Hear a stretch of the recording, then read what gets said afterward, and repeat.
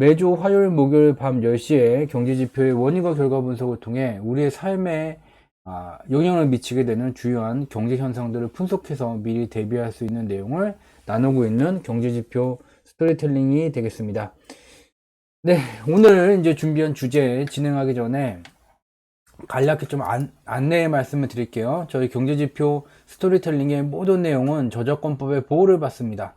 상업적 목적, 개인적 목적의 블로그 게재와 유튜브 방송 등을 통한 무단 도용 및 전제 재배포를 금한다는 점 다시 한번 강조해서 말씀을 드리도록 하겠습니다. 오늘 준비한 주제, 오늘 이제 대한민국의 2021년 1분기 경제 성장률이 발표가 됐어요. 언론들의 보도 내용을 보게 되면 대한민국 경제가 전분기 대비로도 성장했고 전년 동기 대비로도 성장했다. 대한민국 경제 긍정적이고 2021년 기간에 매우 긍정적인 경제 성장률의 최종적인 성장을 기대해 볼 수 있다라는 내용이 주 내용으로 언론사만 다를 뿐 동일한 내용들이 보도되고 있는 듯 해요. 그렇지만 저희 경제지표 스토리텔링은 그간의 공개방송들을 통해서 2018년 공개방송 때부터 대한민국의 정책에 연동된 대한민국의 새로운 정책이 적용된 기간이 누적됨에 따라서 대한민국 경제의 단상을 나타나게 되는 숫자를 표현된 주요한 경제지표의 실적이 둔화되는 현상이 나타나고 있고, 그렇기에 2018년 12월 공개방송을 통해서는 2019년 기간 대한민국 경제는 대한민국 정책에 연동되어서 주요한 경제지표들이 둔화세를 넘어서 마이너스 침체세를 나타내게 된다는 점을 방송을 했죠. 그리고 2019년 12월 공개방송에서는 이제는 이와 같은 경제지표의 침체 현상을 넘어서 미달러 대비 원화 환율 자체가 원화 유동성이 줄어듦에도 불구하고 미달러 대비 원화 가치 약세 현상이 나타나게 되는, 즉 원화로 월급을 받는 것 자체가 이와 같은 원화 가치 상실 현상의 리스크에 노출되게 되는 그러한 단계까지 악화가 되고 있다는 점을 공유를 드렸습니다. 그 뒤에 이제 주로 이제 대한민국의 주요한 경제지표 실적들이 발표될 때마다 오늘과 같이 중간 점검을 해왔고, 오늘 이제 살펴볼 내용은 2021년 1분기 대한민국 경제 성장률이 과연 매우 긍정적인 요소들로만 가득 차 있는지 이 점을 경제지표의 원인과 결과 분석을 통해서 조망해 보고자 합니다. 먼저 오늘 발표된 전 분기 대비 2020년 4분기 대비로 대한민국의 경제 성장률은 1.6%, 1분기에 2021년 1분기에 1.6%가 성장을 했고, 전년 동기 대비로 2020년 1분기 대비로 2021년 1분기 경제 성장률은 1.8% 성장을 했어요. 여기 먼저 전분기 대비를 보게 되면 다른 국가들과 동일하게 대한민국만 이러한 경제지표의 변화가 나타나는 게 아니라 이 모양이 다른 국가들도 비슷해요. 2020년 1분기 또는 2분기, 대부분이 2분기에 이와 같은 실적의 하한치를 만들고 그 뒤서부터 개선세가 증가되고 있는 현상을 대한민국뿐만 아니라 다른 국가들도 동일하게 다 확인할 수가 있었죠. 지난 공개방송들을 통해서 이와 같은 경제 성장률뿐만 아니라 실업률, 수출, 여러 가지 경제 지표들이 이와 같은 2020년 2분기, 원로는 4월이나 5월에 하한 수준을 만들고 이와 같이 개선세가 강화가 되다가 3분기를 넘으면서부터 둔화됐다가 12월을 넘으면서부터 다시 강화되는 현상을 글로벌 경제의 공통된 현상이라는 것을 확인해 볼 수 있어요. 자, 달리 표현하면 대한민국 경제가 전분기 대비 1.6% 상승했고 전년 동기 대비 1.8% 상승한 것이 대한민국 긍정적이다. 대한민국만 그런 것이 아닌 글로벌 유동성, 달리 표현하면 미국의 적극적인 경기 부양 정책에 따른 미달러 유동성 증감에 연동되는 주요한 국가의 경제 지표들이 다 이와 같은 동일한 모습을 하고 있다는 것을 지난 공개 방송들을 통해서 계속 공유해 왔죠. 우리는 이와 같은 결과값을 보지 않더라도 이미 알 수가 있었죠. 월로 얘를 나눠서 만약에 그리게 된다면은 4월, 5월에 하한 수준을 만든다면 그 다음에 개선세가 크게 나왔다가 3분기 넘으면서 둔화 내지 침체세, 마이너스 침체세를 나타내다가 12월을 넘으면서부터 개선세가 강화되는 동일한 모습을 눈을 감고도 그려볼 수 있어요. 왜냐? 다른 경제 지표도 똑같기 때문이죠. 국가가 다름에도 불구하고 선진국, 중진국, 후진국에도 불구하고 동일한 경제 지표들의 개선세가 나타나고 있다는 것이죠. 바로 미 달러를 물물 교환의 실물 경제 물물 교환의 매개체로 미 달러를 환율 제도의 근간으로 사용하고 있는 대부분의 국가들은 미 달러 유동성, 미국의 경제 정책에 연동되어서 이와 같은 경제 지표가 미국과 동일하게 연동되는 현상이 나타나고 있고, 그러하기 때문에 저희 경제 지표 스토리텔링은 미국이라는 국가를 세계 경제의 표준이라고 계속 설명해 오고 있죠.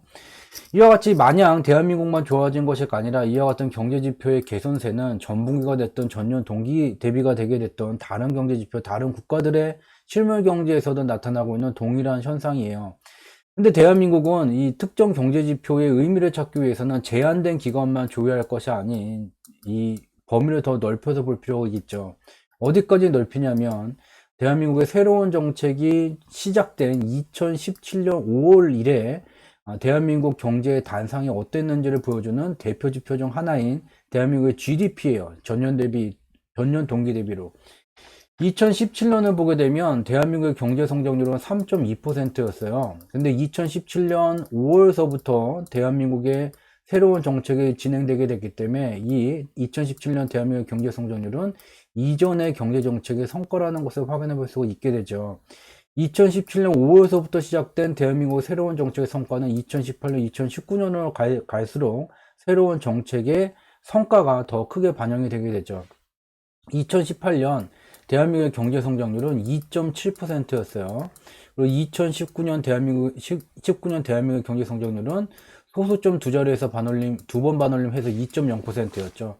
이와 같이 2017년 5월 대한민국의 새로운 정책이 설정한 대한민국의 경제 성장률은 하락 추세라는 것을 어렵지 않게 확인해 볼 수 있게 되죠. 여기까지가 2020년 1분기까지 조회했었던 데이터인데, 여기에 변화가 생겼죠. 변화가 생겼어요. 무슨 변화냐? 2018년 데이터가 2020년에 바뀌었어요. 즉 2018년 대한민국의 경제 성장률 실적치가 2019년에도 안 바뀌고 2020년에 들어와서 바뀌었어요. 자, 보면 집계의 기준이나 아니면 데이터 포함 여부의 그 큰 틀을 건드렸기 때문에 2018년, 19년 데이터가 건드려졌죠. 알 수 있는 것은 앞서서 봤을 때 2019년에도 건들지 않던 2018년 데이터를 건들게 된 것은 예를 변경을 했다는 거죠. 예를 변경을 함으로써 예의 집계 기준이나 산출 기준을 변경을 함으로써 예에도 영향을 미치게 되지만 바로 마이너스 큰 예에도 영향을 미친다. 즉 가장 최근에 예를 조정을 하는 과정 속에서 이와 같은 이미 수년 전에 집계가 완료돼서 고정이 완료된 데이터의 실적치까지 같이 변동이 되는 현상이 나타나게 됐죠. 이와 유사한 현상을 공개방송을 통해서 대한민국의 실업률은 신뢰하지 못할 데이터라는 것을 검증한 바가 있죠. 대한민국의 경제성장률, 많은 분들이 왜 최근에는 대한민국의 경제나 아니면은 대한민국 금융시장에 대한 분석을 하지를 않습니까? 경제지표 여러 가지를 신뢰할 수가 없어요. 그렇기 때문에 경제지표에 원인과 결과 분석에 품이 많이 들어가요. 저의 인건비가 많이 들어가게 되고, 들인 인건비에 반해서 대한민국이라는 금융시장 투자 관점에서 보게 되면 하락 추세의 시장이기 때문에 왜 굳이 대한민국에 투자해야 되고 품을 더 팔아야 되는지 상식적이지 못하죠. 이와 같은 이유가 있었어요. 그렇지만 오늘은 이 데이터가 발표가 됐죠. 그래서 얘를 봤는데 2019년, 2020년 데이터는 바꾸는 건 그렇다고 쳐도 2018년까지 이 기준을 바꿨기 때문에 이렇게 연동해서 다 바뀌게 되게 됐어요. 근데 대한민국은 이와 같이 코로나19가 발생된 다음에 2019년도부터 2020년까지 경제성장률이 약 수정치가 됐던 기존치가 됐던 2.90%에서 2.95%가 빠졌어요. 근데 코로나19가 발생되기 전에 2017년 이래 2019년까지 수정치로 봐도 마이너스 1.15%, 기존치로 봐도 마이너스 1.2%. 즉 대한민국은 코로나19로 실물경제가 완전히 멈춰선 충격으로 2019년 대비 2020년 경제성장률이 마이너스 2.95%가 빠졌죠. 스위치를 끄고 나니까 마이너스 2.95% 정도가 나타난 경제성장률이 사라진 거죠. 그렇지만 스위치가 켜져 있던 기간에도 그의 절반 정도인 마이너스 1.15% 정도의 경제성장률이 유실되는 현상이 나타나게 됐어요. 언제부터? 2017년 5월 새로운 정책이 적용된 이후서부터 새로운 정책이 설정한 대한민국의 경제의 방향성은 하락 추세라는 것이죠. 그래서 2017년 이래 현재까지 새로운 정책이 적용된 기간 동안 유실된 대한민국의 경제 성장률은 수정치가 됐든 기존치가 됐든 마이너스 4.10%예요. 아, 그런가 보다 넘어갈 게 아니죠. 이러한 상황이다. 근데 만약에 이 코로나19가 발생되기 전에 대한민국의 경제 성장률이 하락 추세가 아닌 횡보세나 상승세였다면 코로나19 충격이 더 덜할 거라, 현재 우리가 체감하는 충격이 덜할 수 있었다는 점이 매우 아쉽게 되게 되죠. 이를 이제 다른 국가, 대한민국하고 비슷한 고객 국가들에게 비슷한 품목을 팔고 있는 인근의 국가, 타이완이죠. 타이완을 보게 되면 여기에 파란 선으로 나타나는 게 타이완의 경제 성장률이에요. 타이완은 코로나19가 발생되기 전까지 이와 같은 경제 성장률, 전년 동기 대비 분기 기준으로 이와 같이 경제 성장률이 횡보세를 나타내고 있었고, 반면에 대한민국은 하락 추세가 진행 중이었었죠. 횡보세 중에서 코로나19 충격을 받고 얘가 다시 올라서게 됐고, 이러한 횡보세를 만든 타이완의 정책이 코로나19 충격 속에서도 회복되는 과정 속에서 놀라운 일이 벌어지게 됐어요. 2020년 4분기에 5.9%의 경제 성장률을 타이완이 기록을 하게 되면서 코로나19로 실물 경제가 정상 가동되고 있지 못함에도 불구하고 코로나19 발생 이전 경제 성장률 실적 상한 수준을 뛰어넘는 현상이 나타나게 됐고, 이러한 타이완의 정책이 설정한 경제의 방향성에 수렴하게 되는 타이완의 주식가격 지수도 이와 같은 타이완의 경제 성장률 방향성에 동조되고 있는 현상을 확인해 볼 수 있게 되고, 가장 최근에 주가지수 자체도 계속해서 상한 수준을 높여가고 있는 모습을 확인해 볼 수 있죠. 반면 이제 대한민국을 보게 되면 파란 선을 나타낸 대한민국의 경제 성장률이 대만과 달리 비슷한 고객 국가들에게 비슷한 품목을 팔고 있는 대한민국은 이와 같이 경제 성장률 고점이 낮아지게 되는 하락 추세의 방향성을 정책이 설정하게 됐고, 그만큼 코로나19의 경제 충격이 더 매서웠을 뿐이 없게 되죠. 2021년 1분기 대한민국의 경제 성장률 실적치를 갖고 주요 언론들은 굉장히 낙관적이고 긍정적인 이야기를 적고 있지만, 이와 같이 지표를 보게 되면 아직 하락 추세, 달리 표현하면 2017년도서부터 적용된 대한민국의 새로운 정책이 설정한 경제의 방향성인 하락 추세를 돌파를 하지를 못한 상황이에요. 그렇기 때문에 대만과 달리 코스피 지수가 일부 2021년 5월서부터 공매도 일부 금지했던 게 풀리니까 주가지수가 이렇게 가지 못한다고 말하지만, 이 지표를 통해서 보게 되면 경제 성장률이 쭉쭉 뻗어나가는 국가의 주가지수의 모습과 그렇지 못한 국가의 주가지수 모습에는 온도차가 발생이 됐을 뿐이 없죠. 바로 이와 같은 모습의 차이가 대한민국과 타이완의 경제 성장률의 의미가 되게 되고, 타이완과 대한민국의 금융시장, 주식가격지수, 종합주가지수의 수준 차이를 나타내고 있다는 것을 눈으로 직접 확인해 볼 수가 있어요. 근데 이 눈으로 본 내용을 받아들이지를 못하겠다. 바로 그것은 다른 본인이 갖고 있는 많은 고정관념들, 그것들이 지금 눈으로 확인한 시각정보의 원인과 결과 분석 내용을 눈으로 본 것을 받아들이지 못하게 된다는 점,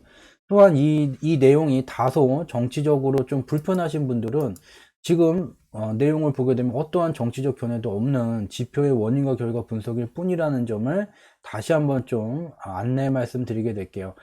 그리고 이와 같이 대한민국 타이완의 경제 성장률이 코로나19 발생 이전 수준을 넘어섰고, 여기에 금융시장의 방향성에 상승 추세가 강화되는 방향성으로 수렴되고 있다는 것은 우리에게 어떠한 의미를 갖는지, 각 가정은 노동을 통해서 필요한 생활비를 얻게 되죠. 우리가 근무하는 그 기업들에도 이와 같은 경제지표에 영향이 미치게 되게 되죠.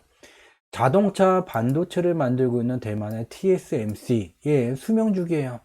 TSMC는 현재 기존 TSMC가 창업한 이래, 금융시장에 상장된 이래 시장 점유율, 매출액에 비례해서 설정되어 온 수명주기 폭을 상방으로 돌파를 했죠.